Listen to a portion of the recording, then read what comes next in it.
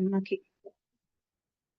అలాంటిది అన్ని ఉపనిషత్తుల్ని చదివి వాటిలో ఉన్న కామన్ పాయింట్స్ అన్నిటిని ఒక చోటకి తీసుకొచ్చి వాటిని ఉపయోగించుకొని మన లైఫ్ ని మనం ఎలా బాగుపరుచుకోవాలి అనేది దుర్లభమైన పని. దాన్ని అసలు మనం అచీవే చేయలేం. సో అందుకని భగవంతుడు కలియుగం యొక్క పరిస్థితి తెలుసు కాబట్టి కలియుగంలో అర్జునుడిని మహాభారతం చదివిన వాళ్ళకి విరాట పర్వంలో అర్జునుడు సేమ్ ఇదే సెట్ ఆఫ్ పీపుల్ తోటి యుద్ధం చేసి వాళ్ళందరినీ యుద్ధ భూమి నుంచి పరిగెట్టేటట్టు చేసేస్తాడు. అప్పుడు యుద్ధంలో కూడా కర్ణుడు వీళ్ళందరూ ఉంటారు, భీష్ముడు వీళ్ళందరూ ఉంటారు అక్కడ. వాళ్ళు అజ్ఞాతవాసంలో ఉన్నప్పుడు వీళ్ళందరూ కూడా ఉంటారు ఆ యుద్ధంలో. అప్పుడు మోహంలో పడినటువంటి వాడు కురుక్షేత్ర యుద్ధం బిగినింగ్ వచ్చేటప్పటికి ఏదో పిరికి వాళ్ళలాగా, వాళ్ళు అంటే భయంలాగా, వాళ్ళ మీద క్షత్రియ ధర్మాన్ని మర్చిపోయిన వాళ్ళలాగా బెంబేలెత్తిపోతాడు. అలా బెంబేలెత్తిపోయేటట్టు అర్జునుడిని ఆ టైంకి చేసి అర్జునుడిని నెపంగా పెట్టుకుని భగవద్గీత మనందరి కోసం భగవంతుడు పలికాడు. అందుకని ఇది కేవలం అర్జునుడికి భగవంతుడికి సంబంధించిన కాన్వర్జేషన్, దీంట్లో మనం ఇంటర్ఫియర్ అవ్వకూడదు, ఇది ఓన్లీ ద్వాపర యుగానికి సంబంధించిందే అని అనుకుంటే కనుక మనకంటే తెలివి లేని వాళ్ళు ఎవరు ఉండరు అనమాట. ఇది మన కోసం భగవంతుడు అర్జునుడిని నెపంగా చేసుకుని చెప్పినటువంటి గీత. అండ్ దీన్ని క్షుణ్ణంగా తెలుసుకోవడం, ఒక్కొక్క వర్స్ ని బ్రహ్మాండంగా వివరంగా అనలైజ్ చేసుకుని చదువుకోవడం. ఒక్క వర్స్ మనకి అర్థమైనా చాలా మంది, కొంతమంది డివోటీస్ ని వాళ్ళు వ్యవహరించే తీరు చూసి వీళ్ళు ఇలా ప్రవర్తించగలుగుతున్నారు, మన వల్ల కావట్లేదే ఇది అని అనుకుంటూ ఉంటాం మనం సహజంగా. అది ఒక్క రోజులో వచ్చే మార్పు కాదు. విని విని చదివి చదివి చదివి చదివి అవలంబించుకొని లైఫ్ లో వచ్చేటువంటి మార్పు. సో భగవద్గీతని భక్తి మార్గంలో ఉన్న వాళ్ళు ఎవరైనా సరే, మనిషి జన్మని సార్థకం చేసుకోవాలి అని అనుకున్న వాళ్ళు ఎవరైనా సరే భగవద్గీతని ఏ రోజు చదవటం కానీ అర్థం చేసుకోవడం కానీ మానేయడం అనేది చేయకూడదు అన్నమాట. సో ఆ క్రమంలో 9వ అధ్యాయంలో భగవంతుడు 9.30 and 31 మనం చెప్పుకున్నాం బ్రహ్మాండమైన వండర్ఫుల్ శ్లోకాస్. యాక్చువల్లీ కొన్ని నెలల పాటు, అంటే భక్తి శాస్త్రి అనే ఒక కోర్సు ఇస్కాన్ వాళ్ళు పెట్టారనమాట. 4 బుక్స్ ఇంపార్టెంట్ గా తెలుసుకోవాలి: Bhagavad Gita, nectar of devotion, nectar of instruction, Ishopanishad. So ఈ 9.30, 31 మీద కొన్ని రోజుల పాటు మాట్లాడతారు. అంత ప్రాక్టికల్ గా మనకి లైఫ్ లో ఉపయోగపడి ఈ రోజుల్లో మనం ఫేస్ చేస్తున్నటువంటి సైకలాజికల్ ప్రాబ్లమ్స్ అన్నిటికీ ఒక సొల్యూషన్ ఇచ్చేటువంటి వర్సెస్ 9.30 and 31.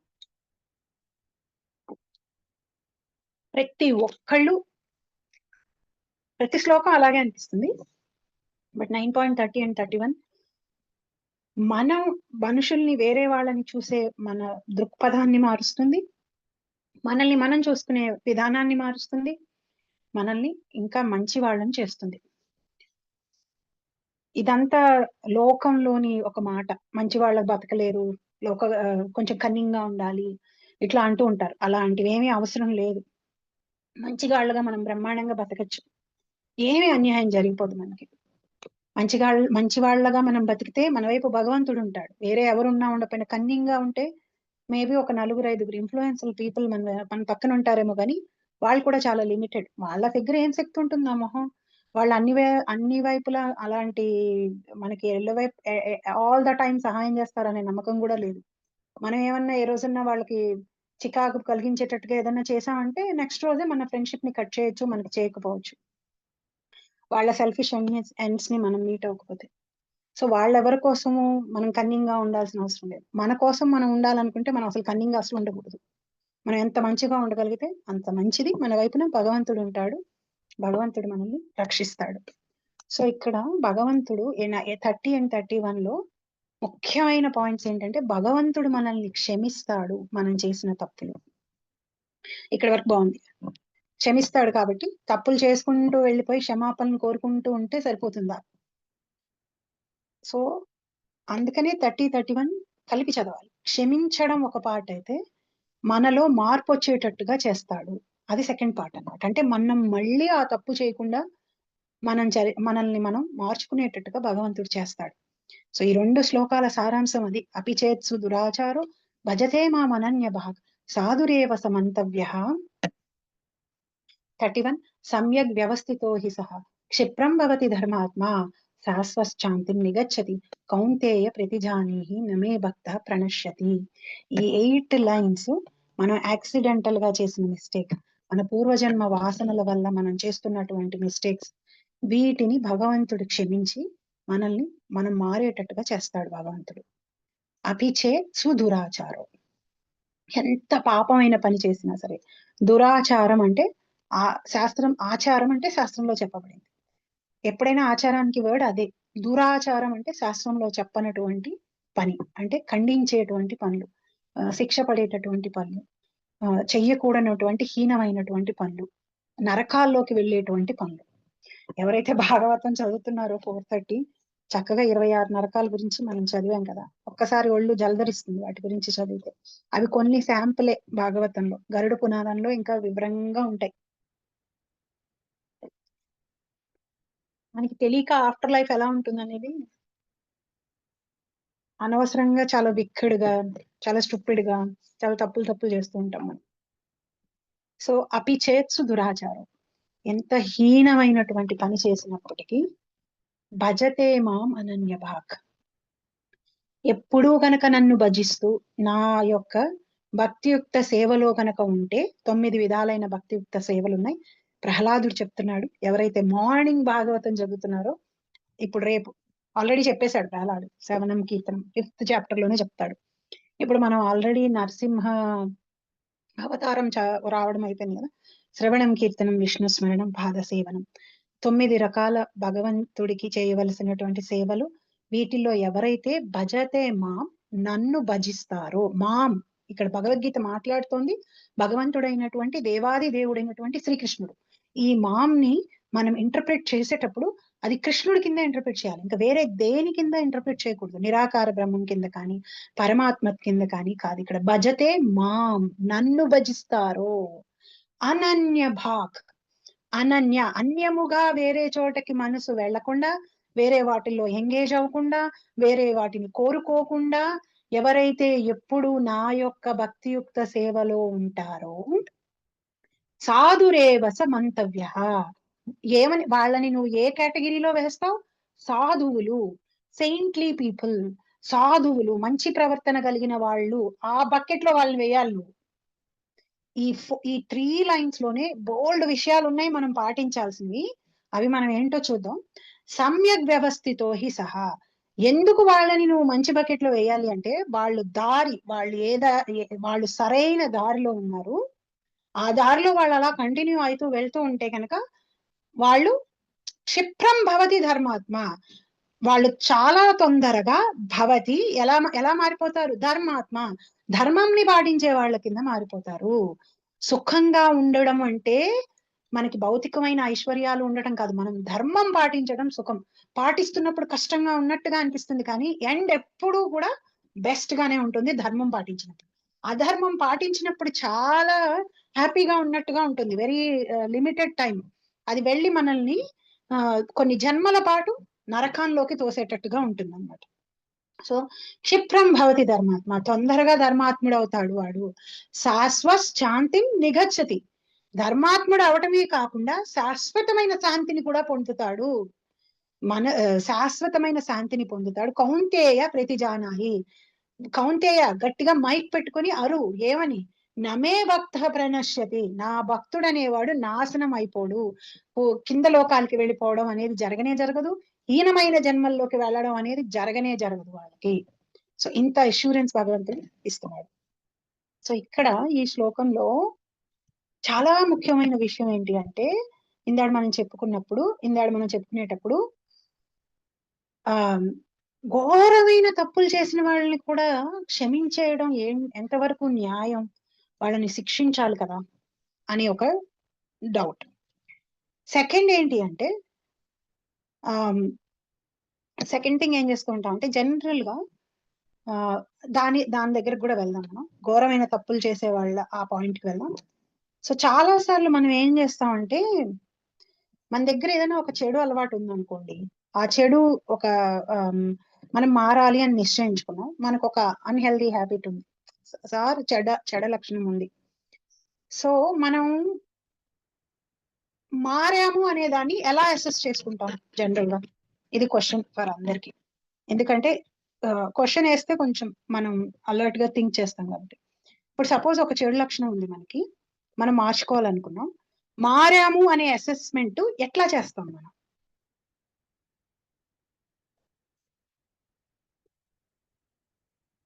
మనం ఆ పని చేసినప్పుడల్లా గిల్ట్ ఫీల్ అవ్వడము మేబీ. గిల్ట్ ఫీల్ అంటే ఆ పని చేసినప్పుడల్లా గిల్ట్ ఫీల్ అవుతుంటే మనం మారుతున్నాము అంటే తెలుస్తుంది మనకి, అట్లీస్ట్ అవేర్నెస్ ఉంది ఇది తప్పు చేస్తున్నాము అనేది. Okay okay. వేరే ఎవరైనా చెప్పడం ద్వారా, అంటే మనం చేసే పనులు వేరే వాళ్ళు చూస్తూ ఉంటారు కదా, ఆహా. చేంజ్ అయినావు అని అంటుంటారు కదా, అలా. ఓ, అంటే ఇంతకు ముందు ఇలా చేసేదాన్ని ఇప్పుడు చేయట్లేదు, నువ్వు మారావని చెప్పినప్పుడు మనకి మారినట్టు తెలుస్తుంది. ఓకే, అర్థమైంది. Is it ఇంకా inner happiness, Mataji? Inner happiness, okay, అది కూడా. ఇంకా జనరల్ గా ఎలా మెజర్ చేస్తాం? వీకెస్ట్ టైంలో కూడా దాని జోలికి వెళ్లకుండా ఉండడం. ఓకే, సో దాని జోలికి వెళ్లకుండా ఉంటే మనం మారినట్టుగా మనల్ని అసెస్ చేసుకుంటాం. సపోజ్ నేను ఇప్పుడు స్వీట్ తినటం మానేయాలి అని అనుకున్నాను అనుకోండి, స్వీటే నేను తినకపోతే, ఇది చాలా చిన్న ఒక మినిమం ఎగ్జాంపుల్, ఇది కాదు అసలు ఎగ్జాంపుల్ మనం ఇచ్చుకోవాల్సింది. మనకు ఉండేటువంటి చాలా రకాలైనటువంటి చెడ లక్షణాలు, మనల్ని పాపం చేసేటట్టుగా చేసేటువంటి, మనకున్న కోపం, మనకున్న ఈర్ష, మనకున్న ద్వేషం, మనకున్న ఎన్వీనెస్, ఎదుటి వాళ్ళని చూసి ఓర్చుకోలేకపోవడం, ఇవన్నీ అన్నమాట. ఇవన్నీ చెడు లక్షణాలు, ఇవన్నీ అన్హెల్దీ హ్యాబిట్స్. సో మీరందరు చెప్పిన పాయింట్స్ లో మనం ఇవేవి చేయకుండా ఉంటే, ఎదుటి వాళ్ళు మనకి చెప్పేటప్పుడు నువ్వు ఇవేవి చేయట్లేదు, ఇది వరకు ఎక్కువ కోపంగా ఉండేవాళ్ళు, ఇప్పుడు నువ్వు కోపంగా ఉండట్లేదు అని చెప్తే గనక, లేకపోతే మనం ఒక 15 సార్లు కోపం వచ్చే సిచ్యువేషన్స్ వచ్చినా ఆ 15 సార్లు మనల్ని మనం కంట్రోల్ చేసుకోగలిగినప్పుడు, లేకపోతే మనలో చేంజ్, ఇంటర్నల్ గా చేంజ్ వచ్చినప్పుడు, అది అనిత మాతజీ చెప్పింది. అండ్ గిల్ట్ ఫీల్ అయినప్పుడు, ఆ తప్పు చేసినప్పుడు. సో ఈ పాయింట్స్ అన్ని చెప్పాం కదా. So most of the 3 points దేని మీద ఫోకస్ అయి ఉన్నాయి అంటే, స్టిల్ ప్రాబ్లం మీదే ఫోకస్ అయి ఉన్నాయి, కోపం మీదే ఫోకస్ అయి ఉన్నాయి. అంటే ఇప్పుడు సపోజ్ నాకు నాకు కోపం అనే ఒక చెడు లక్షణం ఉంటే, నేను మార్చుకోవాలి దాన్ని అనుకున్నప్పుడు, నేను 10 సార్లు కనుక కోపం పడ్డాను అంటే ఒక నెలలో, నేనేం చేస్తానంటే గిల్ట్ ఫీల్ అవుతాను.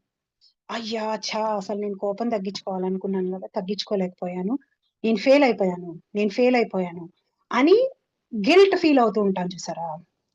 అది స్టిల్ కోపం మీద ఫోకస్ చేసినట్టే, అది స్టిల్ ప్రాబ్లం మీద ఫోకస్ చేసినట్టే. సో మనం చేయాల్సింది ఏంటి అంటే, ఎన్నిసార్లు కోపం పడ్డాము అని కాదు, ఎన్నిసార్లు రియలైజ్ అయ్యి రీలాప్స్ అయ్యాం, అంటే ఎన్నిసార్లు మనం వెనక్కి తిరిగి వచ్చేసాం. అంటే పడ్డాము, వెంటనే రియలైజ్ అయ్యాం, సారీ చెప్పాం, ఇంకోసారి పడకూడదు అని బౌన్స్ బ్యాక్ అయ్యాం అనమాట. అంటే ఇప్పుడు పడవ సముద్రంలో ఉంటే, సముద్రంలో వేవ్స్ వస్తున్నప్పుడు, అలలు వస్తున్నప్పుడు పడవ కొట్టుకుంటూ వెళ్ళిపోతుంది. పడవ కొట్టుకుంటూ వెళ్ళిపోయేటప్పుడు పడవ కనుక దాన్ని ఏమంటారు, యాంకర్ని ఏమంటారండి తెలుగులో నాకు తెలీదు, ఒడ్డున కట్టేసి పెడతారు కదా పడవని వెళ్ళిపోకుండా వేవ్స్ కి, దాన్ని ఏమంటారో తెలియదు. యాంకర్ అంటే ఒక దానికి కట్టి పెడతారు పడవ, వేవ్స్ తో పాటు అలలతో పాటు పడవ వెళ్ళిపోకుండా ఉండటం కోసం కట్టి పెడతారు పడవని. సో ఎన్నిసార్లు మనం కోపం తెచ్చుకున్నాము, ఎన్నిసార్లు పడవ దూరంగా వెళ్ళిపోయింది అనే దానికంటే కూడా, ఎన్నిసార్లు మనం కోపం పడ్డాము అనే దాని మీద ఫోకస్ చేయటం కంటే కూడా, ఎన్నిసార్లు మనం రియలైజ్ అయ్యి కోపం పడకుండా ఉన్నాము అనే దాని మీద కనుక మనం ఫోకస్ చేసాము అంటే మనలో మార్పు వస్తుంది. అంటే చాలా సార్లు మనం ఎలా కౌంట్ చేస్తుంటాం అంటే, మన సక్సెస్ ని, మన యొక్క మార్పుని, నేను కనుక ఒక నెలలో 10 సార్లు కోపం పడ్డాను అంటే నేను సక్సెస్ కానట్టుగా మనం డిసైడ్ చేసుకుంటూ ఉంటాం. కానీ 20 సార్లు కోపం పడకుండా ఉండుంటాం, దాన్ని మనం కౌంట్ చేసుకో. సో ఎప్పుడూ కూడా బౌన్స్ బ్యాక్ అంటే మనం తప్పు చేసి వెంటనే రియలైజ్ అయ్యి రివర్ట్ అవుతాం చూసారా, అది అది అది ఎంత ఫాస్ట్ గా వచ్చింది అనేది మనం మెజర్ చేసుకుంటూ ఉన్నాము అంటే గనక మనం తొందరలో ఆ ప్రాబ్లమ్ ని ఫిక్స్ చేసుకుంటాం. అలా కాకుండా సెల్ఫ్ గిల్ట్ ఫీల్ అవుతూ, సెల్ఫ్ పిటీ ఫీల్ అవుతూ, మనల్ని మనమే నిందించుకుంటూ, చిచి తప్పు చేసేసాను, చేయకూడదు అనుకున్నాను చేసేసాను, చేయకూడదు అనుకున్నాను చేసేసాను, చేయకూడదు అనుకున్నాను చేసేసానని దాని మీదే ఫోకస్ చేసే బదులు మళ్ళీ చెయ్యను, ఇది నేను వెంటనే నేను చేసింది తప్పు అని రియలైజ్ అయ్యి ఇది నేను మళ్ళీ చెయ్యను అనే ఒక డిటర్మినేషన్ ఏదైతే వస్తుందో, అది మళ్ళీ చేయకుండా ఉండడానికి నేను ఏం చేయాలి అనే ఒక థాట్ ప్రాసెస్ ఏదైతే వస్తుందో, అది సమస్యని పరిష్కరించే మార్గం వైపుకు వెళ్తున్నట్టు. అలా కాకుండా చాలా సార్లు మనం ఏం చేస్తామంటే మనకున్న కోపం మీద ఫోకస్ చేస్తూ ఉంటాం. నేను కోపడ్డానని నేను పడకుండా ఉండాల్సింది, నేను పడకుండా ఉండాల్సింది పడ్డాను అని ఇట్లా ఆ సమస్య మీదే ఫోకస్ చేస్తాం. అలా కాకుండా కోపం పడిన తర్వాత నేను కోపం పడ్డాను, గిల్ట్ ఫీల్ అవుతున్నాను, నేను చేసింది తప్పు అని వెళ్ళి మనం సారీ చెప్పాల్సి వస్తే సారీ చెప్పేసేసి నెక్స్ట్ టైం నేను ఇది చేయను అని మనం నెక్స్ట్ ఏంటి అనే దాని మీద వర్క్ చేస్తూ ఉన్నాం అంటే గనక అది మనకి హెల్ప్ఫుల్ గా ఉంటుంది అనమాట. అంటే పడవ వేవ్స్ పడవ ఎన్నిసార్లు అలలు వచ్చినప్పుడు సముద్రం గట్టుకి దూరంగా వెళ్ళిపోయిందని కాదు, ఎంత తొందరగా వచ్చి మళ్ళీ ఆ గట్టుని చేరుకున్నది అనేది ముఖ్యం. అంటే మనలో ఉన్న చెడు లక్షణాల వల్ల మనం ఎన్నిసార్లు తప్పు చేసామనే దానికంటే ఎంత తొందరగా దాన్ని రియలైజ్ అయ్యాం, మనం ఎంత క్విక్ గా రియలైజ్ అయ్యి ఎంత క్విక్ గా దాన్ని మనం ఫిక్స్ చేసుకున్నాం అనేది వెరీ వెరీ ఇంపార్టెంట్. ఆ గ్యాప్ ఏదైతే ఉందో అది తగ్గిపోతూ గనుక వస్తే అది ఎంతలా తగ్గిపోతుందంటే ఈసారి కోపం రావడానికి ముందే ట్రిగ్గర్ చేసేస్తుంది. ఇదిగో నీ కోపం వస్తుంది, నువ్వు ఇప్పుడు కోపపడతావు, నోటికొచ్చింది మాట్లాడతావు అని అది ముందుకే వచ్చేస్తుంది. ఆ రియలైజేషన్ వచ్చి కోపమే పడకుండా చేసుకున్నాం. సో ఇంకా తప్పు చేసేసాం, ఇంకా అయిపోయింది, ఎలాగో నేను కంట్రోల్ చేసుకోలేకపోతున్నాను, నా వల్ల అవడం లేదు, ఈ నెల అంతా చూస్తే నేను 10 సార్లు కోపడ్డాను, సో ఇది అయ్యే పని కాదు, ఇంకా కోపం తగ్గడం అనేది నాకు జరగని పని, వదిలేస్తాను అని అనుకోవడం కాదు. 10 సార్లు కోపడ్డాను, ఎన్నిసార్లు కోపడినప్పుడు ఆ 10 సార్లు ఎంత క్విక్ గా నేను రియలైజ్ అయ్యాను నేను చేసిన తప్పుని, దాన్ని నేను ఎంత క్విక్ గా ఫిక్స్ చేసుకున్నాను, ఇంకోసారి నేను కోపడకూడదు అనే డిటర్మినేషన్ నాకు ఎంత స్ట్రాంగ్ గా ఉంది, నేను అది చేయకుండా ఉండడం కోసం నేను ఏమి మెజర్స్ చేస్తున్నాను అనేది దాని మీద మనం ఫోకస్ చేసాము అంటే ఆ రియలైజేషన్ ఏదైతే ఉందో అది చాలా క్విక్ గా మనలో మార్పు తీసుకొచ్చేస్తుంది అనమాట. అంటే పడిపోవడం తప్పు కాదు, పడిన తర్వాత ఎంత ఫాస్ట్ గా లేస్తాం అన్నదే ఇంపార్టెంట్. మనం పర్ఫెక్ట్ బీయింగ్స్ కాదు.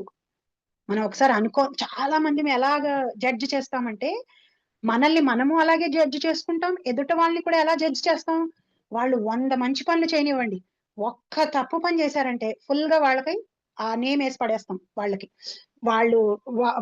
ఇప్పుడు వాళ్ళని జడ్జ్ చేసేటప్పుడు ఎలా చేస్తాం, బయట వాళ్ళని జడ్జ్ చేసేటప్పుడు ఎలా చేస్తాం, వాళ్ళు చేసిన 99 మంచి పనులను పక్కన పెట్టేస్తాం, చేసిన ఒక్క పనితోటి వాళ్ళకి ఆ ముద్ర వేసి పెట్టేసి అలాగే వాళ్ళని చూస్తూ ఉంటాం. మన దగ్గరికి వచ్చేటప్పుడు మనం ఏం చేస్తాం, మనల్ని ఎవరైనా అలా చూస్తే మనం ఏమంటాం, ఎట్లా నువ్వు నేను చేసిన ఒక్క తప్పును పట్టుకుని నువ్వు నాకు ఇంకా నేను ఇలాంటి దాన్ని అని ఎలా డిసైడ్ చేస్తావు, నేను 99 సార్లు మంచిగా ఉన్నానే, అదంతా చూడవా, కంప్లీట్ పిక్చర్ చూడవా అని మనం ఎక్స్పెక్ట్ చేస్తాం. సో మనల్ని ఎలా అయితే ఎదుటి వాళ్ళు జడ్జి చేయాలని మనం ఎక్స్పెక్ట్ చేస్తామో మనం కూడా ఎదుటి వాళ్ళని అలాగే జడ్జి చేయాలి. వాళ్ళు చేసిన ఒక్క తప్పుని వాళ్ళకి ఆపాదించి వాళ్ళని క్యారెక్టరైజ్ చేయకూడదు. మిగతా మంచి పనుల్ని కూడా చూసి మనం అర్థం చేసుకోవడానికి ప్రయత్నం చేయాలి. మన జడ్జిమెంట్ ఇక్కడ మనం ఎదుటి వాళ్ళని చూసేటప్పుడు ఏం చేస్తాం, వాళ్ళని ఆనిముత్యాలు ఆ లెవెల్లో పెట్టి మనం జడ్జి చేస్తూ ఉంటాం అనమాట. వాళ్ళు పర్ఫెక్ట్ గా ఉండాలి, ఒక చిన్న పాయింట్ 0 పాయింట్ కూడా వాళ్ళలో తప్పు ఉండకూడదు. ఉన్నారు అంటే వాళ్ళు సాధువులే కాదు, వాళ్ళని కింద పడేద్దాం, ఆ సాధువు పోస్ట్ నుంచి వాళ్ళని కింద పడేసేసి వాళ్ళని చెడ్డవాళ్ళని చేసేద్దాం. మన దగ్గరికి వచ్చేటప్పటికి మనం ఎలా ఎక్స్పెక్ట్ చేస్తాం, నాకున్న 99 చెడు లక్షణాలని పక్కన పెట్టి ఉన్న ఒక మంచి లక్షణాన్ని గ్లోరిఫై చేసి నన్ను సాధువుని చేయి అనే ఎక్స్పెక్టేషన్ మనం పెట్టుకుంటాం. సో మనం ఎదుట వాళ్ళని first of all perfect beings అందరూ అనే ఒక ఎక్స్పెక్టేషన్ పెట్టుకోకూడదు. గొప్ప డివోటీస్ కూడా పర్ఫెక్ట్ అవ్వడానికి ప్రయత్నం చేస్తున్నారు. 7th చాప్టర్ ఆఫ్ భగవద్గీతలో భగవంతుడు ఫస్ట్ 3-4 శ్లోకాసులు చెప్తాడు, కొన్ని లక్షల మంది పర్ఫెక్ట్ అవడానికి ప్రయత్నం అంటూ మొదలెడతారు. అలా ప్రయత్నం చేస్తున్న కొన్ని లక్షల కోట్ల మందిలో ఒక్కళ్ళు అవుతారు. అలా పర్ఫెక్ట్ అయిన కొన్ని కోట్ల లక్షల మందిలో ఒక్కళ్ళు నన్ను తెలుసుకుంటారు. అలా నన్ను తెలుసుకున్న కోట్ల లక్షల మందిలో ఒక్కళ్ళు నా దగ్గరకు వస్తాడు. ఇది ఆయన ఇచ్చినటువంటి కాంబినేషన్ అన్నమాట. మనం ఏం చేస్తాం జడ్జ్ చేసేటప్పుడు? ఆ ఒక్క చెడ్డ పని పట్టుకుని యాగి యాగి చేసి పడేస్తాం. సో ఇక్కడ భగవంతుడు ఏమంటున్నాడు? నువ్వు ఎన్ని తప్పులైనా చెయ్యి, నువ్వు కనుక క్విక్ గా రియలైజ్ అయి తిరిగి నా దగ్గరకు వచ్చి నువ్వు కనుక భజన చేస్తూ ఉన్నావు అంటే నిన్ను మార్చే బాధ్యతను నేను తీసుకుంటా అంటున్నాడు. ఆయన ఎలా జడ్జి చేస్తున్నాడు? అసలు మనం చేసిన తప్పుల్ని పక్కన పెట్టేసేసి మనం ఏం మంచి చేస్తున్నామో దాన్ని చూస్తున్నాడు. ఆయనే అలా చేస్తున్నప్పుడు మనం ఏంటి ఆయన కంటే పెద్ద గ్రేట్ కాదు కదా మనం. సో మనం ఎదుట వాళ్ళని జడ్జి చేసేటప్పుడు, ఎదుట వాళ్ళని మనం చూసేటప్పుడు అన్రియలిస్టిక్ గా వాళ్ళని ఎక్కడో పెట్టి చూడకూడదు. వాళ్ళు మనుషులే, వాళ్ళల్లో కూడా చెడు లక్షణాలు ఉంటాయి, వాళ్ళల్లో కూడా చెడు వాసనలు కొన్ని జన్మల నుంచి తెచ్చుకున్న ఉంటాయి. వాళ్ళు వాటిని చెయ్యాలని అనుకోకపోవచ్చు, కానీ ఏ సిచ్యువేషన్స్ లో అవి బయటకు వస్తాయో మనకే తెలియదు. మనమే ఒకసారి ఎంతగా ప్రయత్నం చేసినా పూర్వజన్మ వాసనల వల్ల మనలో నాటుకుపోయినటువంటి కొన్ని లక్షణాలు ఎందుకు ఎప్పటి నుంచి ఎలా బయటపడతాయో మనకి తెలియదు. మనకేమి ముందంతా ప్లాన్ చేసుకుని వెళ్ళకపోవచ్చు. వీళ్ళ మీద మనం ఈర్ష్య పడదాం, వీళ్ళ మీద ద్వేషిద్దాం, వీళ్ళని ఇలా అందాం అలా అందాం అని ప్లాన్ చేసుకుని వెళ్ళకపోవచ్చు. సో అక్కడికి ఆ సిచ్యువేషన్ కి వెళ్ళి ఆ పరిస్థితికి వెళ్ళేటప్పటికి తెలియకుండా చేసేస్తూ ఉంటాం చాలా మంది. అంటే మన మన మన మనకున్న విలువలు, మనం పాటిస్తున్న వాటిని బట్టే మన ప్రవర్తన ఉండదు. ఒక్కొక్కసారి మనకున్న కండిషనింగ్ ఏదైతే ఉంటుందో, అంటే పూర్వజన్మల వాసనలు మనలో ఉండి పాతుకుపోయి ఉన్నవి ఏ క్షణంలో ఏ పరిస్థితులు వాటిని బయటికి తీసుకొస్తాయో మనకే తెలియదు.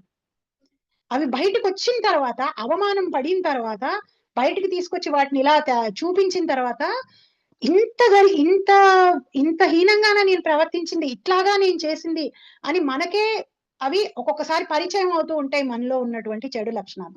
మనలోనే మన మన సిచ్యువేషనే అలా ఉన్నప్పుడు ఎదుటి వాళ్ళకి ఎందుకు అలా ఉండదు?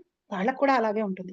సో ఫస్ట్ ఆఫ్ ఆల్ మనుషులు పర్ఫెక్ట్ గా ఉంటారు అనే ఎక్స్పెక్టేషన్ నుంచి మనం కిందకు వచ్చేసి వాళ్ళలో ఉన్న 99 మంచి లక్షణాల వైపుకి ఫోకస్ చేస్తూ ఒక్క చెడు లక్షణం మీద ఫోకస్ చేయడం మానేసి హంసలాగా తయారయ్యి ఎన్ని ఉన్నా కానీ దానికి కావాల్సిందే అది ఎలా పట్టుకుంటుందో ఈగలాగా వెళ్ళి చెత్త మీదే కూర్చోకుండా, వాళ్ళు చేసిన చెడు మీదే కూర్చోకుండా మనం మనం మనం తయారవ్వాలి. ఇంకొకటి ఏం చేస్తూ ఉంటాం జనరల్ గా, ఫెయిల్ అయినప్పుడల్లా మనల్ని మనం తిట్టుకుంటూ ఉంటాం. సో అది మనం మానేయాలి. మనల్ని మనం గిల్ట్ ఫీల్ అవ్వడం అది మానేసి ఎంత క్విక్ గా నేను రీబౌన్స్ అవుతాను, ఎంత క్విక్ గా నేను ఈ సిచ్యువేషన్ నుంచి నన్ను నేను బయటకి పడేసుకుంటాను అనే విషయం మీద మనల్ని మనం ఫోకస్ చేయాలి. ఆ పాయింట్ చెప్పుకున్నాం. సో భగవంతుడు ఏం చెప్తున్నాడంటే, ఈ భగవంతుడు అనేటువంటి వాడు యాంకర్. ఆ యాంకర్ ని తెలుగులో ఏమంటారో నాకు ఎవరైనా మీరు హెల్ప్ చేసి చెప్పాలి. ఏమంటారు? నాకు గుర్తే రావట్లేదు అసలు. వ్యాఖ్యాత. ఏమంటారు మాతాజీ? వ్యాఖ్యాత. ఆ యాంకర్ కాదు మాతాజీ. పడవ ఒడ్డున ఒక పెద్ద కర్రకి పడవని తీసుకొచ్చి కట్టేస్తారు కదా, దాన్ని కూడా యాంకర్ అని అంటారు కదా.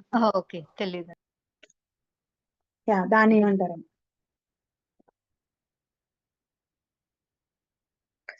దాన్ని ఏమంటారు బా?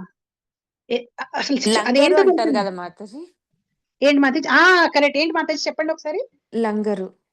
లంగర్, కరెక్ట్. దానికి కట్టేస్తారు కదా తీసుకొచ్చి. అవును, కట్టేస్తే పొడవ ఏమవుతుందంటే అలలు వచ్చినప్పుడు కొట్టుకుపోదు అనమాట. సో మనకి ఈ లంగరు, ఈ యాంకర్ భగవంతుడు. సో మనం ఏం చేయాలంటే అలలు ఎంత బరువు, ఎంత ఫాస్ట్ గా వస్తున్నాయి, ఎంత స్పీడ్ లో వస్తున్నాయి, ఎన్నిసార్లు మనం దీన్ని వదులుచుకొని వెళ్ళిపోతున్నాం, ఈ యాంకర్ ని వదిలికుచ్చుకొని వెళ్ళిపోతున్నాం అని భయపడకూడదు. ఎంత తొందరగా మనం వచ్చి దీన్ని పట్టుకుంటున్నాం అనేది మనం ఆలోచించాలి. ఎంత గట్టిగా మనం ఆ యాంకర్ ని పట్టుకొని ఉంటామో, ఎంత గట్టిగా మనం భగవంతుడి పాదాలని పట్టుకొని మన సాధనని పెట్టుకుంటామో, అప్పుడు మనం జనరల్ గా ఏం ఎక్స్పెక్ట్ చేస్తాం? భగవంతుడి పాదాలు పట్టుకుని సాధన చేసేటప్పుడు ఫస్ట్ ఎక్స్పెక్టేషన్ ఏముంటుంది మనకి జనరల్ గా? బాధలని పోవాలని. Wonderful, correct. బాధలన్నీ పోవాలనే ఎక్స్పెక్టేషన్ ఉంటుంది ఎప్పుడైతే పాదాలు పట్టుకుంటామో. కానీ అది రాంగ్ ఎక్స్పెక్టేషన్ అన్నమాట. పడవ యాంకర్ ని పట్టుకొని ఉన్నప్పుడు అలలే రాకూడదని ఎక్స్పెక్టేషన్ పెట్టుకుంటే అది రియలిస్టిక్. సముద్రంలో ఉంటూ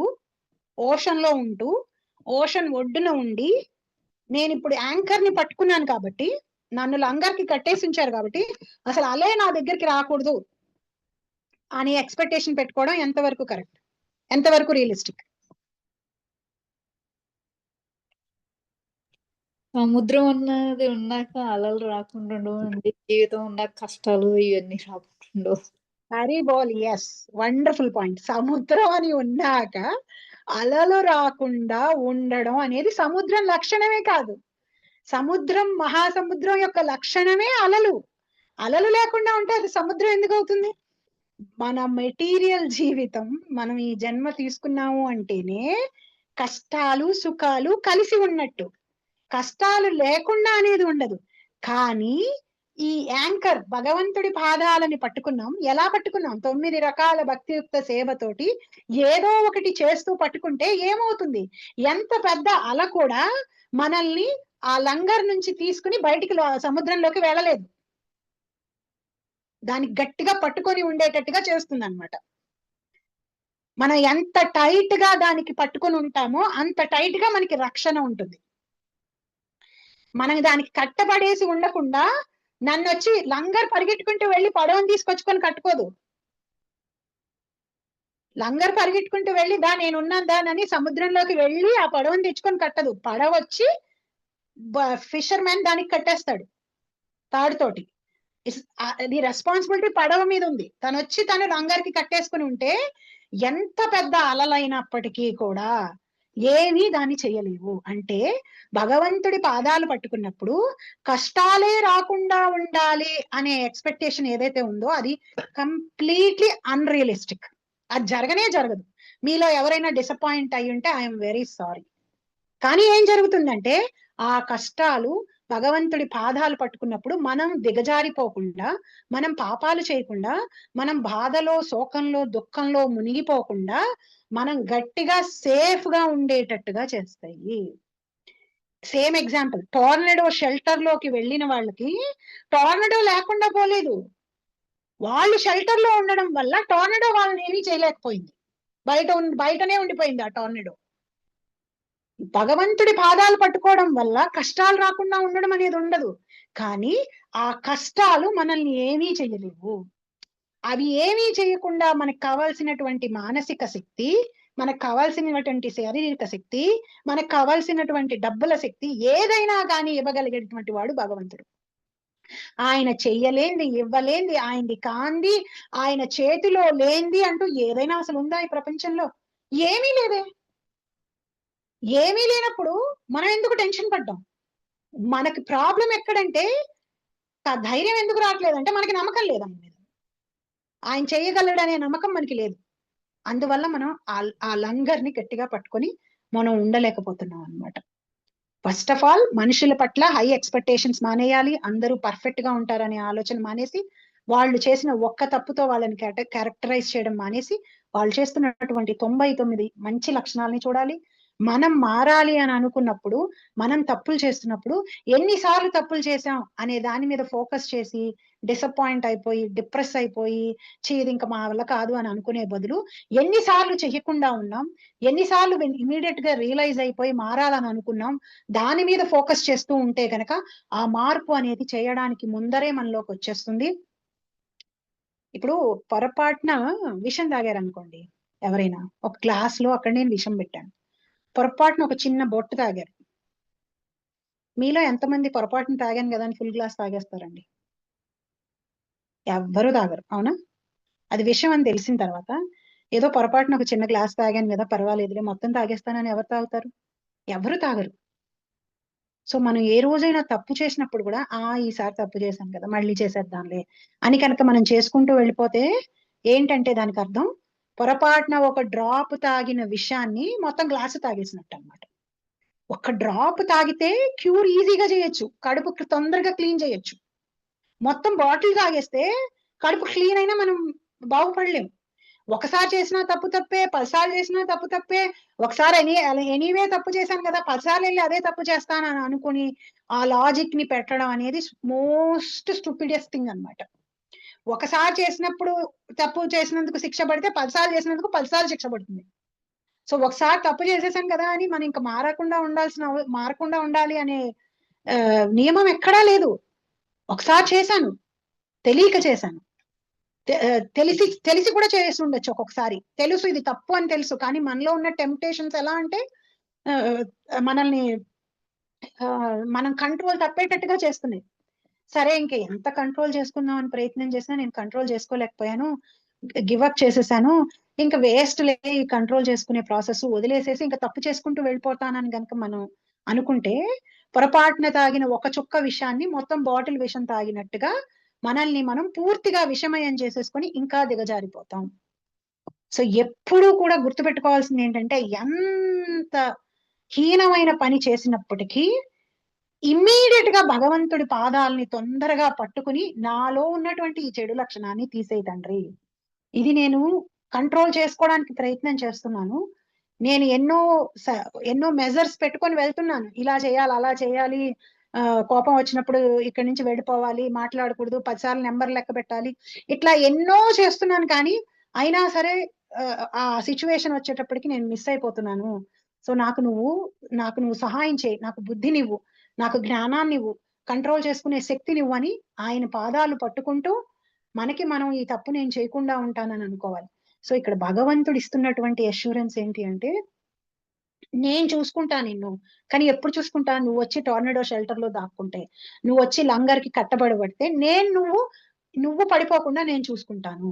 సో ఇప్పుడు ఫోకస్ దేని మీద ఉండాలి?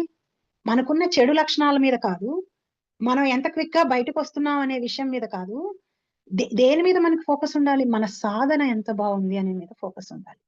నేను ఎంత సిన్సియర్ గా ఎంత ఎక్కువ నేను డివోషనల్ సర్వీస్ లో ఉన్నాను, అది స్ట్రాంగ్ గా ఉంటే నేను షెల్టర్ లో ఉన్నట్టు, ఎలాంటి విషయం నన్ను కదిలించలేదు. సో మనం ఏం చేస్తాం, చాలా సార్లు మన టైం అంతా దేని మీద వేస్ట్ చేస్తుంటాం? ఎదుట వాళ్ళని జడ్జ్ చేయడం, మనం జడ్జ్ చేసుకుని గిల్ట్ గా ఫీల్ అయిపోయి నేను పాపాత్ముడిని, నేను చండాలమైన వాడిని, నేను ఇలా చేశాను అలా చేశాను. మళ్ళీ అక్కడ కూడా ఏంటి అంటే నేను నేను నేను నేను నేను నేను కొంతమంది ఇటువైపు నేనులో ఉంటారు, నేను గొప్పవాడిని, నేను గొప్పగా భక్తి చేశాను, 10 మాలలు చేస్తున్నాను, 12 మాలలు చేస్తున్నాను, 65 మాలలు చేస్తున్నాను, ఉపవాసం చేస్తున్నాను, ఈ నేనులో ఉంటారు. ఈ నేను ఏంటంటే పొగడతల నేను. ఇంకొకళ్ళు ఇటు పక్క ఉంటారు, నేను అలాంటి వాడిని, నేను ఇలాంటి వాడిని, నేను ఎంతో తప్పు చేశాను, పాపాత్ముని. ఇది మళ్ళీ కూడా ఒక టైప్ ఆఫ్ కాయిన్ కి 2 వైపుల నేను. అసలు మనం ఏమి మన యొక్క ఉనికి అంత గ్రేట్ అండ్ గొప్పది కాదు, మనం భగవంతుడి యొక్క నిత్య దాసులం. ఇది ఎప్పుడైతే మన మనసులో ఉందో మన ఫోకస్ అంతా దేని మీద ఉండాలి? ఈ శ్లోకం అపిచేత సుదురాచారో శ్లోకంలో భగవంతుడు చెప్పినటువంటి ఈ శ్లోకంలో సెకండ్ లైన్ మీద ఉండాలి మన ఫోకస్ అంతా. అపిచేత సుదురాచారో భజతే మాం అనన్యభాక్, భజతే మాం, నన్ను భజిస్తూ ఉండేవాడు. ఆ దాని మీద మన ఫోకస్ కనుక మనకు ఉంటే క్షిప్రం భవతి ధర్మాత్మ, ఆటోమేటిక్ గా ధర్మంని పాటించేస్తాం భగవంతుడి పాదాలు పట్టుకుని సేవలో ఉంటాయి. సో మన టెంప్టేషన్స్ మనల్ని కింద పడేసినప్పుడల్లా అక్కడే ఉండిపోయాము అంటే కనుక మనం అవి మనల్ని విన్ చేసినట్టు. అక్కడ నుంచి లేచి నిలబడి మనం మళ్ళీ ప్రయత్నం చేస్తున్నాము అంటే అవి మనల్ని పూర్తిగా దెబ్బతీసినట్టు కాదు. ఈ సేయింగ్ ఉంది కదా, కింద పడిపోవడం ఫెయిల్యూర్ కాదు, పడి అక్కడే ఉండిపోవటం ఫెయిల్యూర్. పడి లేవకుండా ఉండకపోవడం ఫెయిల్యూర్. ఎప్పుడైతే పడిన వాళ్ళం లేవడం మొదలు పెడతామో ఫెయిల్యూర్ మనకి లెసన్ నేర్పించి పంపించిందే గాని మనల్ని ఏమీ చేయలేకపోయింది. అక్కడే ఉండిపోయామంటే ఇప్పుడు మెయిన్ ప్రాబ్లం అదే కదా, డిప్రెషన్.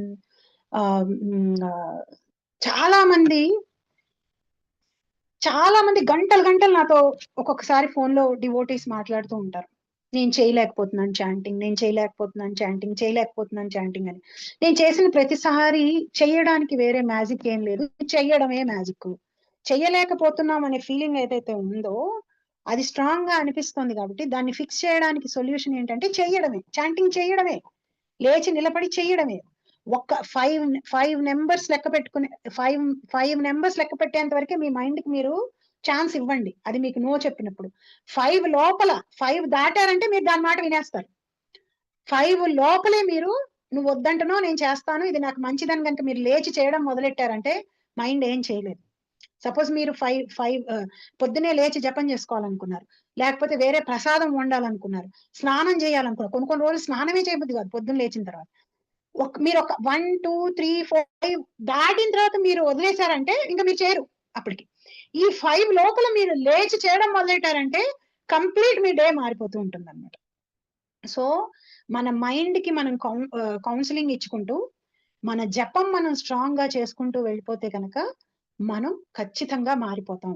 సో భగవంతుడు కేవలం వాళ్ళ తప్పుల్ని నేను క్షమిస్తాను, ఎంత హీనమైన తప్పులు చేసినటువంటి వాళ్ళైనా సరే నేను క్షమిస్తాను అని అని అక్కడికి ఆపేయట్లేదు, వాళ్ళని నేను మారుస్తాను అంటున్నాను.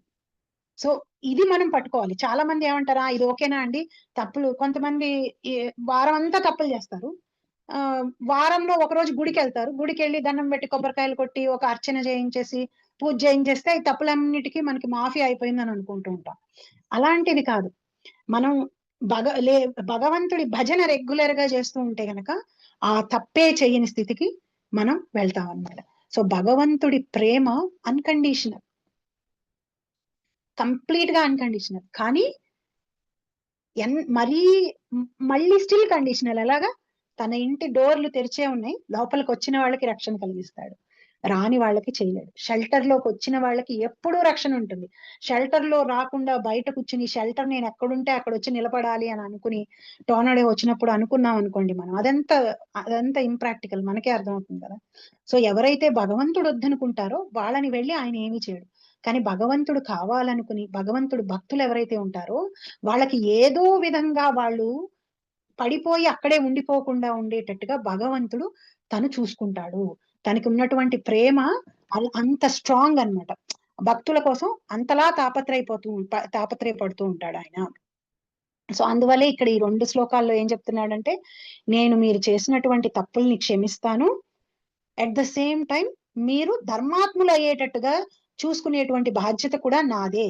సో ధర్మాత్ములు అయిన తర్వాత మీరు నా దగ్గరికి వస్తారు. అంటే తప్పులు చేసిన వాళ్ళందరూ కూడా భగవంతుడి దగ్గరికి వెళ్ళిపోతున్నారు, మంచి చేసిన వాళ్ళు మంచి చేసిన వాళ్ళు వెళ్తున్నారు, సో మనం తప్పులు చేస్తూ కూర్చుందాం, తప్పులు చేస్తుంటే బెస్ట్ అని కాదు. ఆయన వాళ్ళని మార్చి నేను నా దగ్గరికి తీసుకెళ్తా అంటున్నాడు. సో వాళ్ళు మారడానికి వాళ్ళు ఆ సంకల్పం చేసుకుని భగవంతుడి దగ్గరికి వెళుతున్నారు కాబట్టి, భగవంతుడిని ఆశ్రయించి భజన చేస్తున్నారు కాబట్టి భగవంతుడు వాళ్ళని మారుస్తున్నాడు. సో ఈ 2 శ్లోకాలకి అర్థం అదే, అపిచేత సుదుచారరు.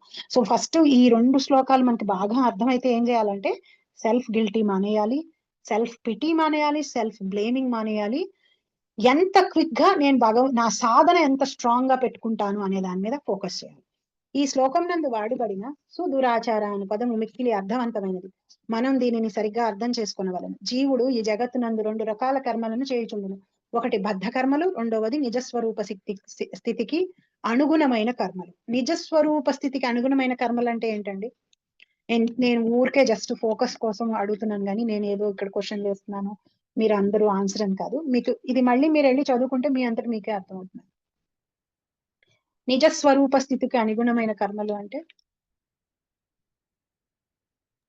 దేవుడికి దగ్గరగా వెళ్ళే స్థితి అనుకుంటున్నా. ఇంకా కరెక్ట్ గా చెప్పండి మాతది. సత్వగుణంలో ఉండడం. మనం ఎవరు?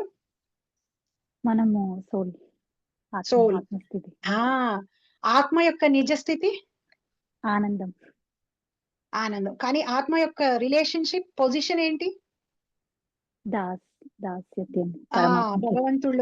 భగవంతుడి దాసుడు, భగవంతుడిలోని పార్ట్ అండ్ పార్సల్, దివ్యమైంది. సో ఇక్కడ నిజస్వరూప స్థితికి అనుగుణమైన కర్మలు అంటే దానికి అనుగుణమైన కర్మలు, భగవంతుడి దాసుడిగా అనుగుణమైనటువంటి కర్మలు. మీరు చెప్పిన పాయింట్స్ అన్ని దానికే వెళ్తాయి. సత్వగుణం, భగవంతుడి కార్యాలు చేయడం, సేవలు చేయడం. బట్ కానీ చేసేటప్పుడు ఎలా? నేను ఈ శరీరాన్ని కాదు, నేను ఆత్మని, భగవంతుడి యొక్క నిత్య దాసుడిని అనే భావంతో. శరీరాన్ని అని సేవలు చేస్తే ప్రాబ్లం ఏంటి అంటే, శరీరానికి కావాల్సిన వాటిని కోరుకోవడం మొదలు పెట్టేస్తాం తెలియకుండా. ఆత్మ యొక్క నిజ స్వరూప స్థితికి అనుగుణమైన కర్మలు అంటే నేను భగవంతుడి యొక్క నిత్య దాసుడిని, నేను I'm servant of the God, నేను భగవంతుడి సర్వెంట్ ని అని చేస్తూ ఉంటే గనక ఎప్పుడు భగవంతుడికి ఏది మేలో అది చేస్తూ ఉంటాం. అంత సట్టల్ గా ఈ వరల్డ్ లో డిఫరెన్స్ ఉందన్నమాట. అందుకనే నేను ఇంకా డీపర్ గా వెళ్ళాను అక్కడ. దేహ రక్షణం కొరకు లేదా సమాజము మరియు దేహమునకు సంబంధించిన నియమ నిబంధనను అనుసరించుట కొరకై బద్ధ జీవన స్థితి యందు నిశ్చయముగు వివిధ కర్మలు గలవు.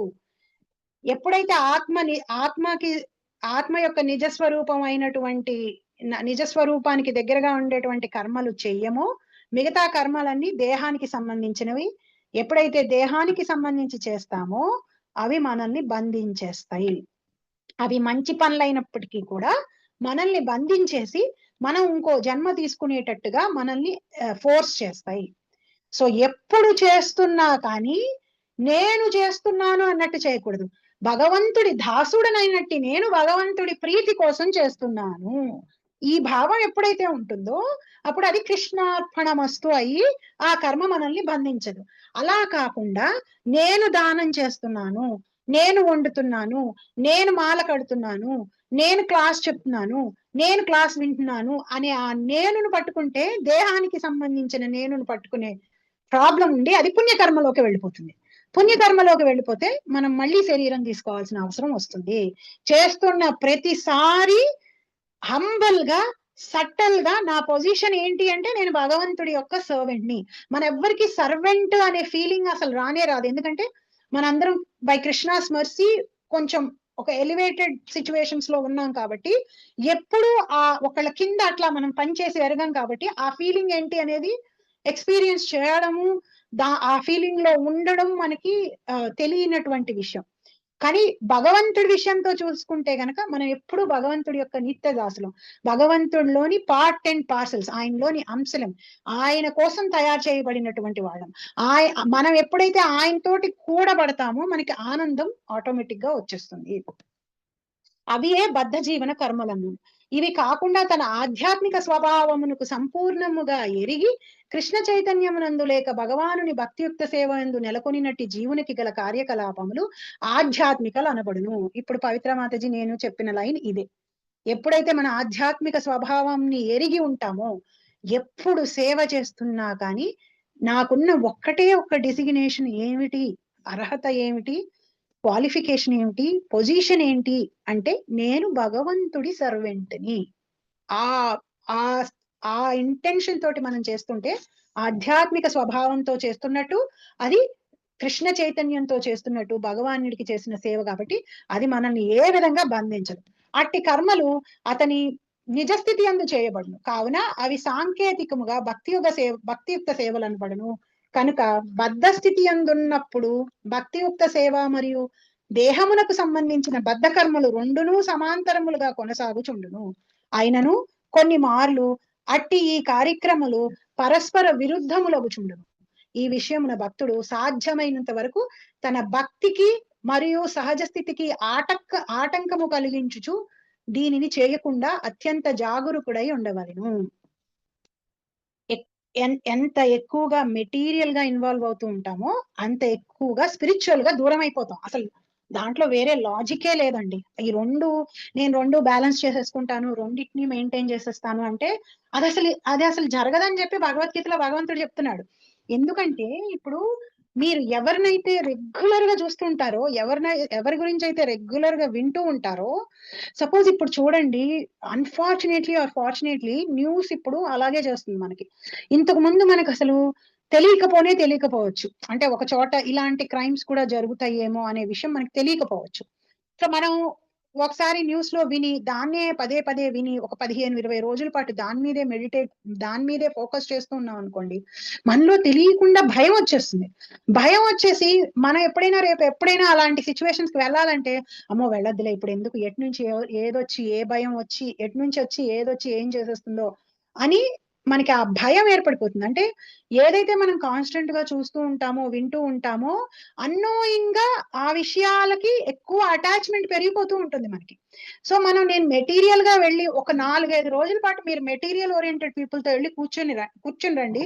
సడన్ గా మీకు ఏమనిపిస్తుంది అంటే, చిచ్చి నేను అసలు చాలా మిస్ అయిపోతున్నానేమో, లేటెస్ట్ సినిమాలు ఏంటో తెలియట్లేదు, లేటెస్ట్ ట్రెండ్స్ ఏంటో తెలియట్లేదు, పాలిటిక్స్ తెలియట్లేదు, ప్రపంచంలో ఊర్లో ఏం జరుగుతుందో నాకు తెలియట్లేదు, చిచి మరీ ఒక ఉప్పులేని ఫుడ్ లాగా తయారైపోయాను ఏంటో, అసలు ఎంజాయ్మెంటే లేకుండా అయిపోయిందేమో నా లైఫ్ లో.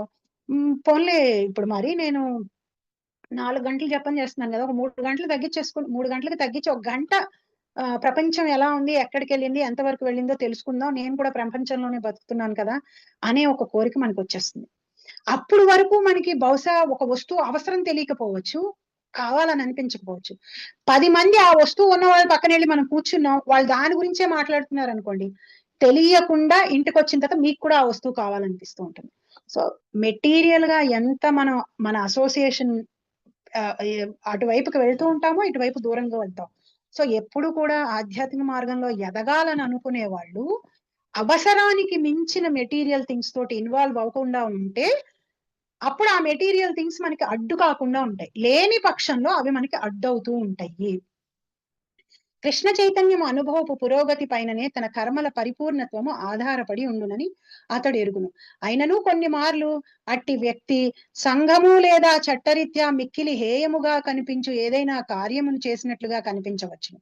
కానీ అట్టి తాత్కాలిక పతనము అతనిని ఏ విధముగాను అనర్హుని చేయజాలదు. ఒక వ్యక్తి పతితుడైనను అత్యంత శ్రద్ధతో భక్తియుక్త సేవందు నెలకొనినచో భగవానుడు హృదయమునందు పరమాత్మగా నెలకొని అతనిని పవిత్రుని చేసి ఆ పాపకార్యమును క్షమించునని శ్రీమద్ భాగవతము తెలుపుచున్నది. భక్తి మార్గంలో ఉండి ఏదైనా ఒక సిచ్యువేషన్ లో యాక్సిడెంటల్ గా ఏదైనా తప్పు చేస్తే ఆ తప్పు నుంచి ఆ తప్పుకి పశ్చాత్తాపడితే గనక ఆ వ్యక్తి ఆ పాపం నుంచి వాళ్ళని రక్షించి వాళ్ళు మళ్ళీ అలాంటి పాపం చేయకుండా భగవంతుడు రక్ష కలిగిస్తూ ఉంటాడు యాక్సిడెంటల్ గా చేసిన తప్పులకి. ఇవాళ వెళ్ళి తప్పు చేసి వచ్చి రేపు 10 మాలలు చేస్తాను అని అంటే గనక అలా కాదు, తెలియక ఎంత కంట్రోల్ చేసుకున్నా కంట్రోల్ అవ్వక చేసిన తప్పుల నుంచి భగవంతుడు రక్షిస్తూ ఉంటాడు, ఆ పాపం నుంచి వాళ్ళకి విముక్తిని కలిగిస్తూ ఉంటాడు. భౌతిక కాలుష్యము మిక్కిలి బలమైనదగుటచే భగవత్ సేవ యందు సంపూర్ణంగా నెలకొన్నట్టు యోగి కూడా కొన్ని మార్లు మాయకు గురియగుచుండును. కానీ కృష్ణ చైతన్యము మిక్కిలి శక్తివంతమైనదగుటచే భక్తుని అట్టి తాత్కాలిక పతనము వెంటనే సరిదిద్దగలదు. కనుకనే భక్తియుక్త సేవా విధానము సదా విజయమునే కలిగించును. ఒక 2 ఎగ్జాంపుల్స్ భాగవతం నుంచి ఎవరైనా చెప్తారండి, ఇలా పడిపోయిన డివోటీస్ ని భగవంతుడు రక్షించి వాళ్ళకి మోక్షాన్ని ఇచ్చాడు. అజామిళుడు. అజామిళ Wonderful. మాతాజీ. ఇంకొకళ్ళు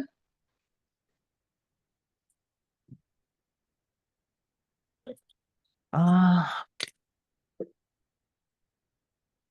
గజేంద్ర ఇంద్రుడి గురించి చెప్పట్లా, ఇంద్రుడు is a constant member of Krishna's chastisement. Mataji గజేంద్రుడు. కుబేరా సన్స్ మాతాజీ. కుబేర సన్స్ కి భక్తి వాళ్ళకి అలా రాలేదు, వాళ్ళు ఓకే, జస్ట్ వాళ్ళకి వాళ్ళు శాప జస్ట్ మళ్ళీ విముక్తి శాప జరిగింది. విమోచనమై వాళ్ళు మళ్ళీ వాళ్ళ లోకంలోకి వెళ్ళారు. Yeah, yeah. గజేంద్ర కూడా చెప్పుకోవచ్చు, కరెక్ట్. గజేంద్ర ఇంతకు ముందు కింగ్ ఇంద్రదుమ్య మహారాజు, తను చేసిన తప్పు వల్ల గజేంద్రుడి కింద పుడతాడు. గజేంద్రుడు కూడా చెప్పుకోవచ్చు. ఇంకొకళ్ళ పేరు నేను మనసులో అనుకున్నా 2 అడిగినప్పుడు. 5th క్యాంటో జింక్ అవుతాడు.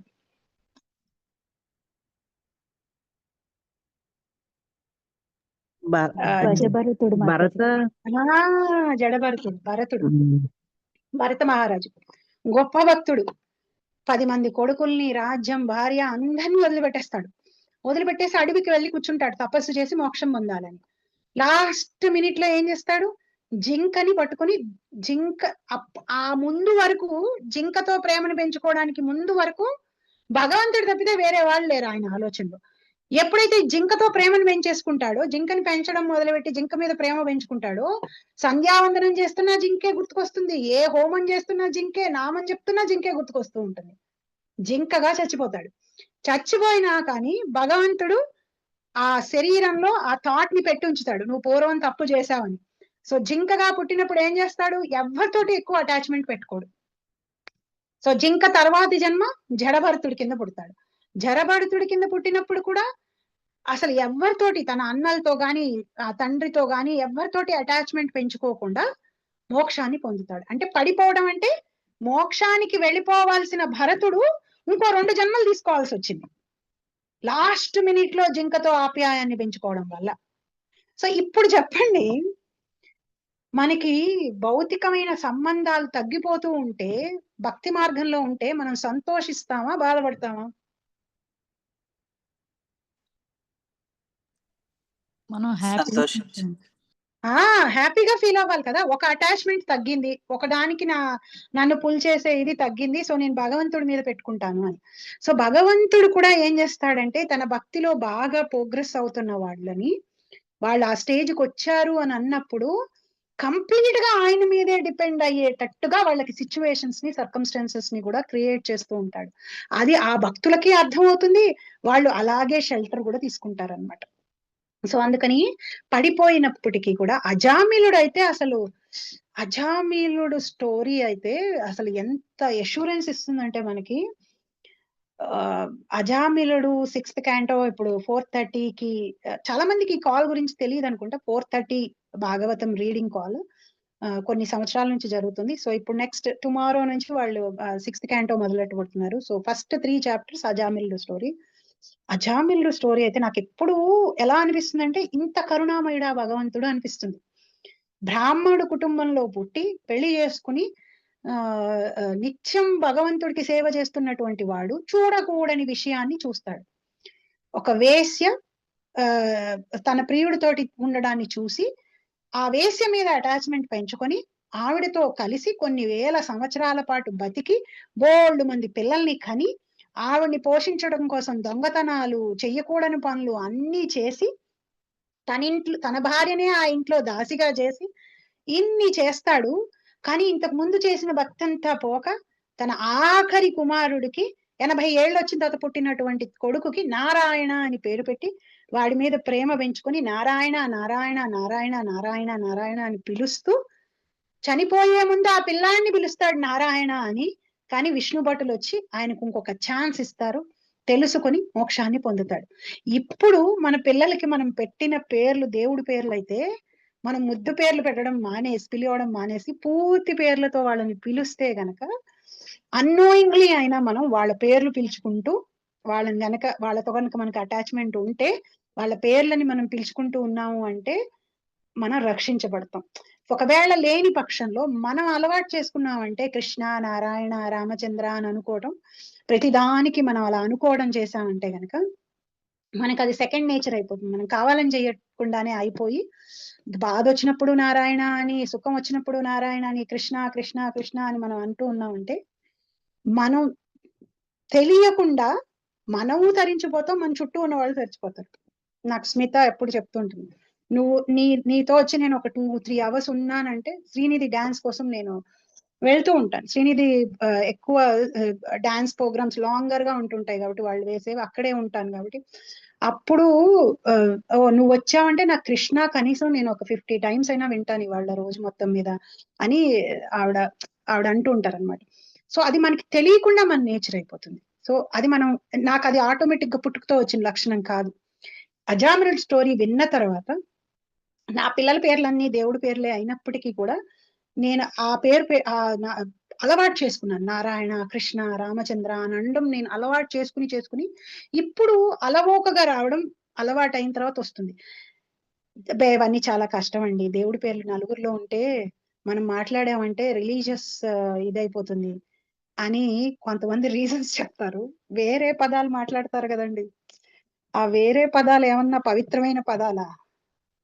అవి ఏమి మన క్యారెక్టర్ ని డిఫైన్ చేయవా?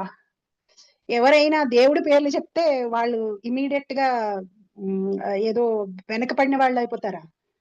వేరేవి వద్దన్నా వింటున్నాం కదా చిన్నపిల్లల నోటి నుంచి కూడా ఈ మధ్య స్కూళ్ళల్లో వాటిలో కామన్ గా వినేస్తున్నాం. అవన్నీ ఏంటంటే కల్చర్. దేవుడి పేరు చెప్పుకోవడం కల్చర్ కాదు, వెనకపడి వినటం. ఎవరు చెప్పుకుంటారు అని మనకి మనమే వెనక్కి పెట్టేస్తూ ఉంటాం.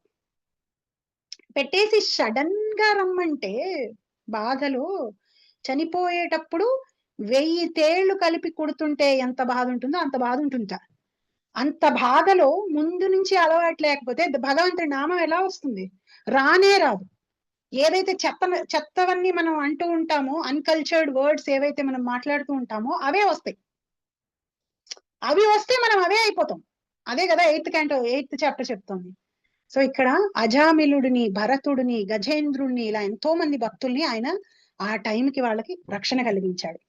కనుక కృష్ణ చైతన్యము నెలకొన్నట్టు వ్యక్తి శ్రద్ధతో హరే కృష్ణ కృష్ణ కృష్ణ హరే హరే, హరే రామ రామ రామ హరే హరే అని మహామంత్రంను జపించుచు పొరపాటున గాని లేదా యాదృచికముగా గాని పతితుడైనట్లు కనిపించినను అతడు తన ఆధ్యాత్మిక స్థితి నందే నిలిచి ఉన్నట్లుగా పరిగణింపవలెను.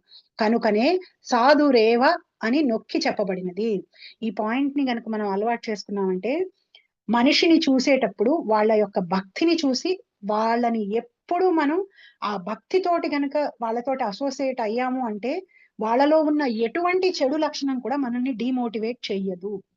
చాలా మంది ఏం చేస్తూ ఉంటారంటే వాళ్ళు సపోజ్ వాళ్ళకి ఏదైనా ఒక అధికారం ఉందనుకోండి, ఒక సేవ ఇవ్వడానికి కానీ సేవ చేయడానికి కానీ, ఎదుటి వాళ్ళలో ఏదైనా తప్పు చూశారనుకోండి, ఆ తప్పుని చూసి ఏం చేస్తారంటే వాళ్ళలో ఉన్న భక్తిని చూడకుండా వీళ్ళు ఈ తప్పు చేశారు కాబట్టి వీళ్ళకి నేను ఈ సేవ ఇవ్వను అనేస్తారనమాట.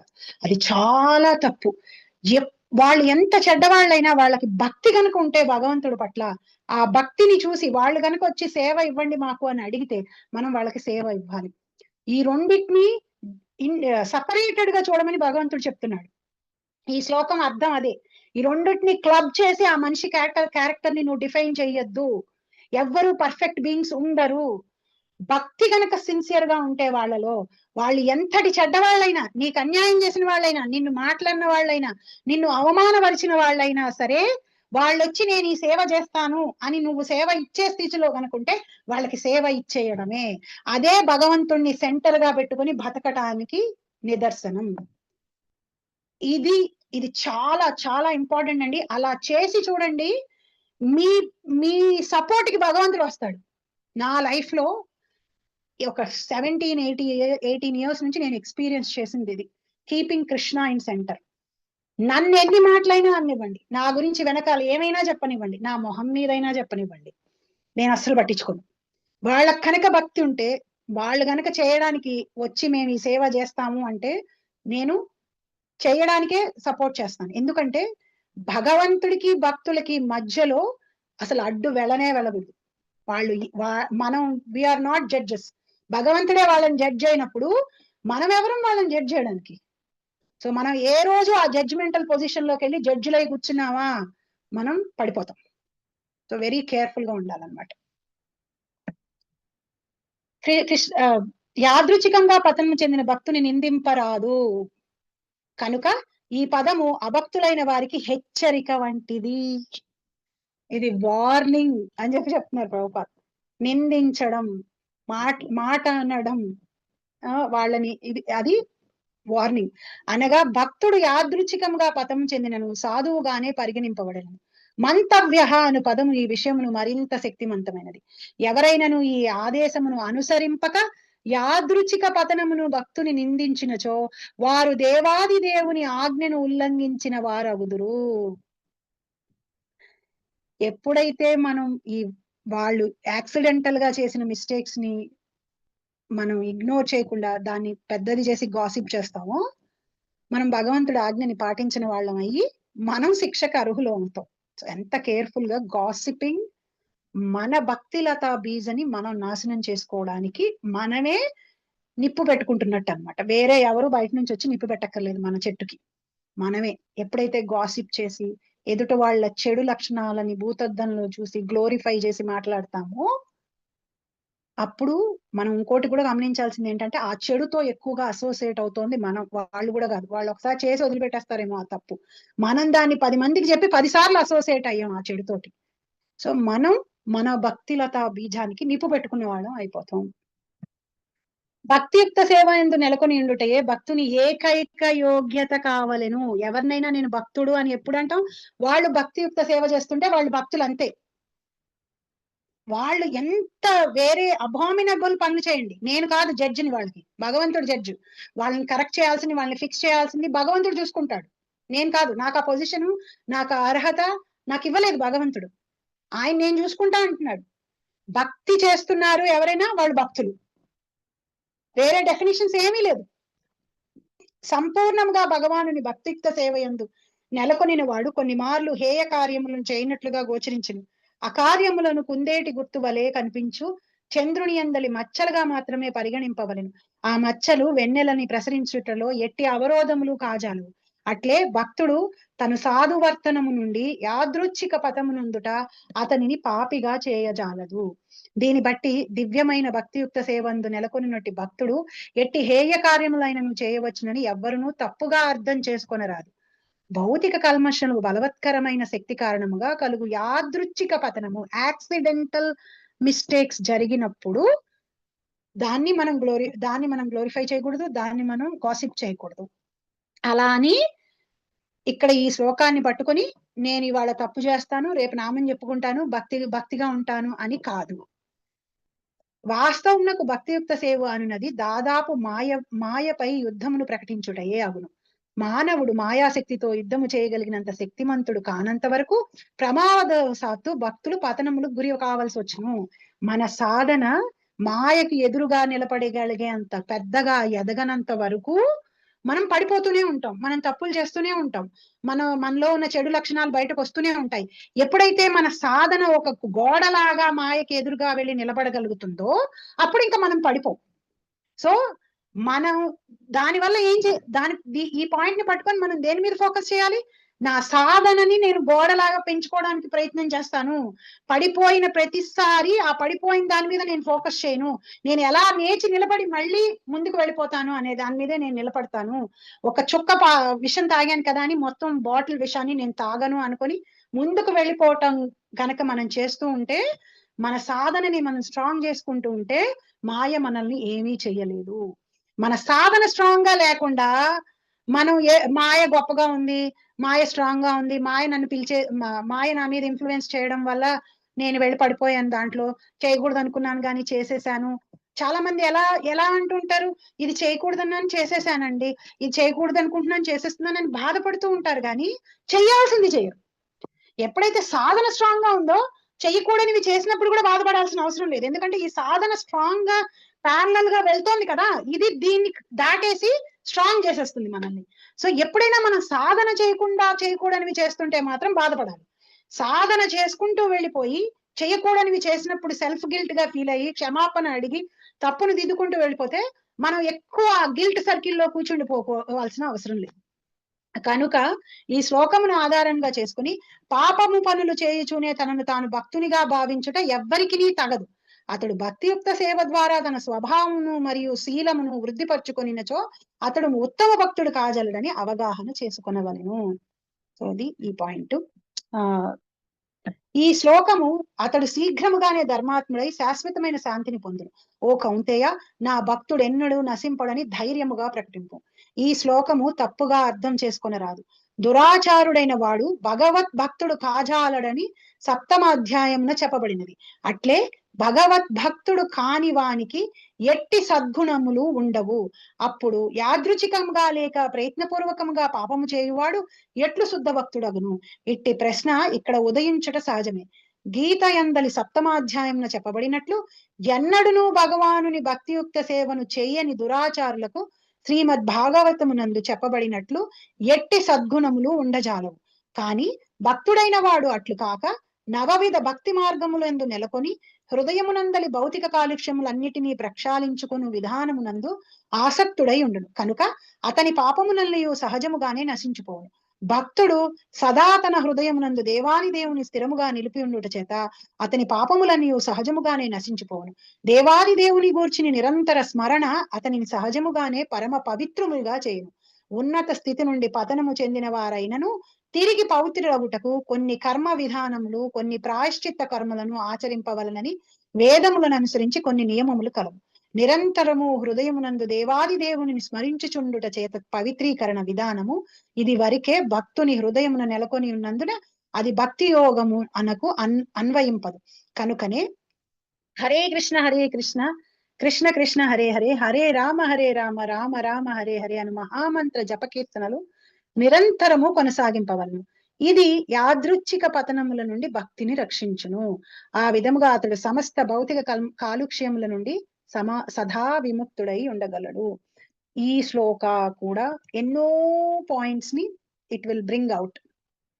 ఇక్కడ ఫస్ట్ అండ్ ఫార్మోస్ట్ థింగ్ ఏంటంటే, భగవంతుడి పట్ల భక్తి లేకుండా ఎన్ని మంచి లక్షణాలు ఉన్నా కానీ మనకి నిజంకి పర్మనెంట్ రిజల్ట్ ని ఇవ్వవు. ఆ మంచి లక్షణాలన్నీ పుణ్యం తెచ్చిపెట్టి మనకు ఒక మంచి జన్మనిస్తాయేమో గాని, ఆనందంగా ఐశ్వర్యవంతంగా ఉండే జన్మనిస్తాయేమో గాని, మనల్ని ఎటువంటి భౌతిక బాధల నుంచి బయటపడేవి. జనన మరణం వ్యాధి మృత్యువు నుంచి మనల్ని బయటికి తీసుకురావు. సో భగవంతుడి భక్తుడైన వాడు మంచి లక్షణాలు ఎక్కువగా, ఏమన్నా చెడు లక్షణాలు ఉన్నప్పటికీ కూడా he is in a far better position, because భగవంతుడు రక్షణ కల్పించి భగవంతుడు ఆ చెడు లక్షణాలని తీసే బాధ్యతని తీసుకుంటాడు కాబట్టి. సో ఎంతటి పాపాలకైనా సరే ప్రాయశ్చిత్తం ఫస్ట్ మనం రియలైజ్ అయ్యి, మనం ఆ తప్పుని రియలైజ్ అయ్యి భగవంతుడిని క్షమాపణ కోరమని అడగడం, నామ జపం ఏదైతే ఉందో కలియుగంలో అది మన పాపాలని కడిగేస్తుంది అనమాట. సో పాపాలు ఇప్పుడు ఏదన్నా మనం కష్టం అనుభవిస్తున్నామంటే పండిన పాపం, అది పాపం పండి మనం కష్టం అనిపిస్తాం. పండని పాపాలు విత్తనం రూపంలో ఎన్నో ఉంటాయి, పండడానికి సిద్ధంగా ఉన్న పాపాలు ఉంటాయి.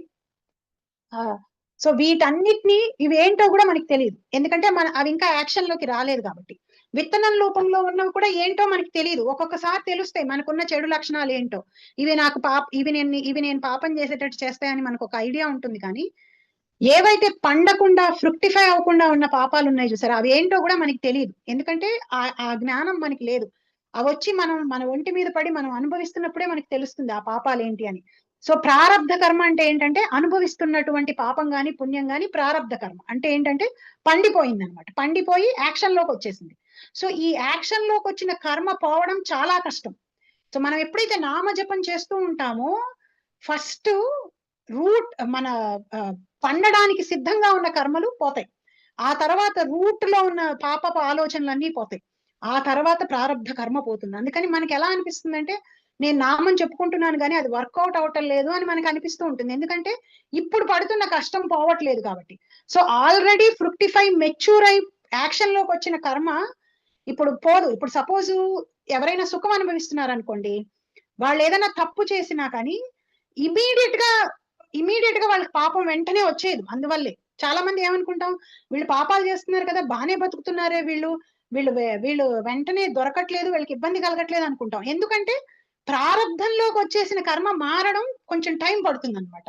సో అందువల్ల వాళ్ళు తప్పులు చేస్తున్నట్టుగా ఉన్నా వాళ్ళు ఇంకా బాగా ఆస్తిలోనే ఉన్నట్టు ఐశ్వర్యంలోనే ఉన్నట్టు చెడ్డవాళ్ళు బాగున్నట్టుగా మనకు అనిపిస్తుంటుంది, కానీ నిజానికి అది కాదు. అది ఆల్రెడీ ప్రారంధంలోకి వచ్చేసిన కర్మ కాబట్టి అది వెంటనే చేంజ్ అవ్వదు అనమాట. సో అందుకని నామ జపం మన పాపాలని మన మనసుని క్లీన్ చేసేసి మనం పడిపోకుండా చేసి మన సాధన వాల్ ని స్ట్రాంగ్ గా చేసి మాయ మనల్ని ఏమీ చేయలేకుండా చేసేటట్టుగా చేస్తుంది. ఎటువంటి పరిస్థితుల్లో అయినా మనం చెలించకుండా ఉండగలిగేటట్టు భగవంతుడు మనకి ఆ బుద్ధిని ఆ జ్ఞానాన్ని ఆ రక్షణని కల్పిస్తాడని ఈ 2 శ్లోకాల ద్వారా ఆయన ప్రామిస్ చేస్తున్నాడు అనమాట భగవంతుడు. మనం భగవంతుడిని వదిలేస్తామేమో కానీ భగవంతుడు ఎప్పుడూ మనల్ని వదిలేడు. అదే విషయం మనకి అజామిలుడు విషయంలో భరతుడి విషయంలో క్లియర్ గా కనిపిస్తుంది. వాళ్ళు వదిలేశారు భగవంతుడిని, భరతుడు వదిలేశాడు భగవంతుడు వదిలేసి జింకను పట్టుకొని కూర్చున్నాడు. అజామిలుడు భగవంతుడిని వదిలేసి ఆ భార్యను పట్టుకొని కూర్చున్నాడు, అయినా సరే వాళ్ళని భగవంతుడు వదిలేదు. సో భగవంతుడు అంతటి కరుణామయుడు, మనం వదిలేసిన ఆయన మనం వదలదు. సో ఎప్పుడు ఈ విషయాన్ని మనం గుర్తు పెట్టుకొని ఏ రోజైనా సరే ఎంత తప్పు పని చేసినా ఏం చేసినా మన నామం చెప్పుకోవడాన్ని మాత్రం మానకూడదు, వదిలిపెట్టకూడదు. భగవంతుడి గురించి వినడం కానీ దాన్ని కూడా మనం వదిలిపెట్టకూడదు. ఎప్పుడు ఎక్కడ భగవంతుడి సేవ చేయడానికి అవకాశం వచ్చినా పరిగెట్టుకుంటూ వెళ్ళి ముందు లైన్ లో నుంచి మనం చేసుకోవాలి ఆ సేవల్ని. ఇవన్నీ మనకి రక్షణ కల్పిస్తాయి. ఇక్కడికి ఈ 2 శ్లోకాల డిస్కషన్ ఆపేస్తాను మాతాజీస్ అండ్ ప్రభుజీస్.